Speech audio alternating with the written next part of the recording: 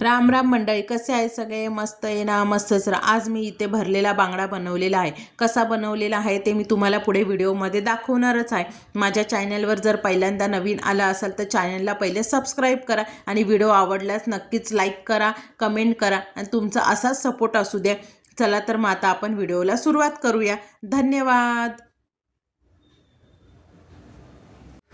इथे मी मोठ्या आकाराचे 6 बांगडे घेतलेले आहेत. हे बांगडे मी आता स्वच्छ पाण्याने धुवून घेतलेले आहेत आणि स्वच्छ पूर्ण करून घेतलेले आहेत. इथे मी हे अशा प्रकारे कट करून घेतलेले आहेत, म्हणजे आपल्याला भरलेला बांगडा तयार करता येईल. इथे मी मच्छीला लावण्यासाठी मसाला तयार करून घेते आहे. इथे मी आता 2 चमचे लाल तिखट घेतलेला आहे, म्हणजेच मालवणी मसाला घेतलेला आहे.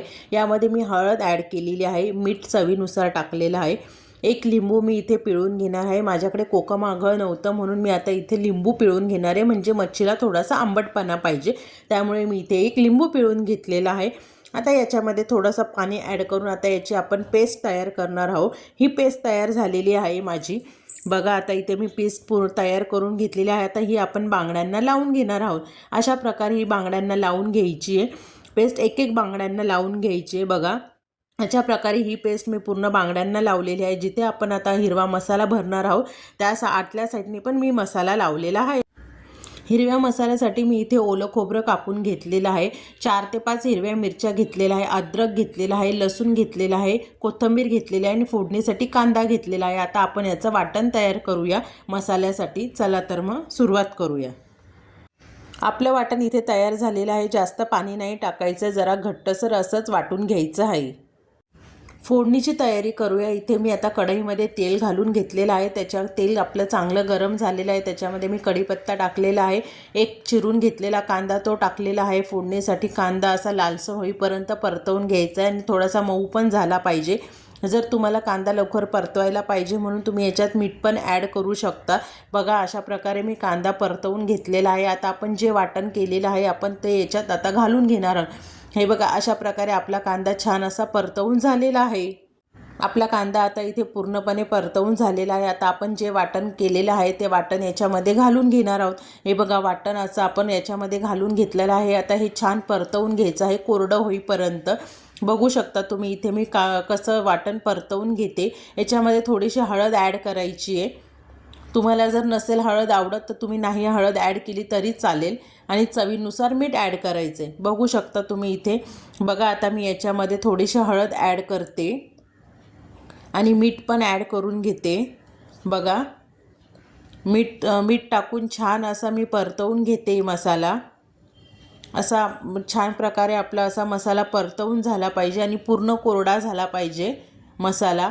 बिलकुल असा पाण्यासारखा पातळ नाही राहिला पाहिजे. बघू शकता तिथे तुम्ही आपला मसाला आता इथे कोरडा होत आलेला आहे आणि याच्यात मी थोडीशी हळद पण ॲड केलेली आहे. अशा प्रकारे कंटिन्यू आपला मसाला हा परतवत राहायचा आहे. कढईला बिलकुल लागू द्यायचा नाही आहे मसाला, कंटिन्यू परतवत राहायचा आहे.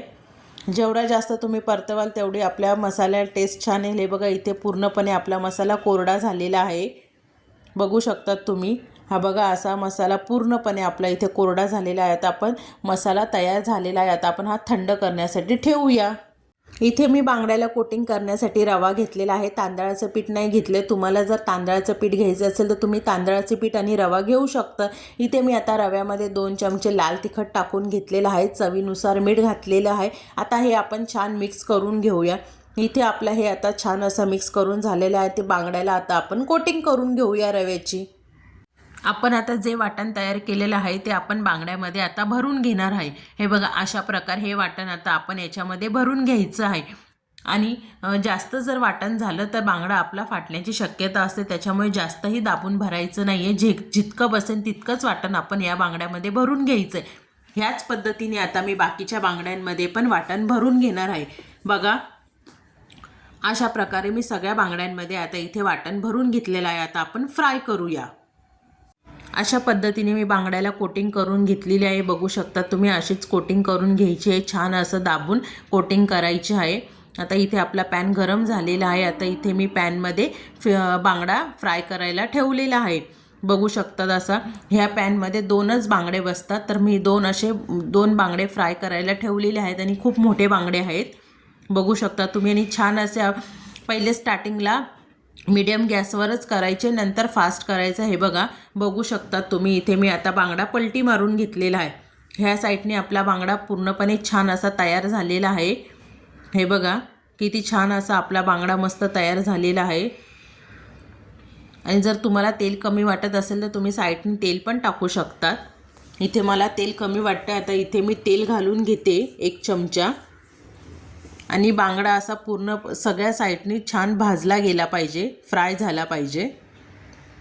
हे बघा, मी आता जिथून मसाला भरलेला आहे तिथे पण असे उभे करून बांगडा छान असा त्या साईडनी पण मी फ्राय करून घेते.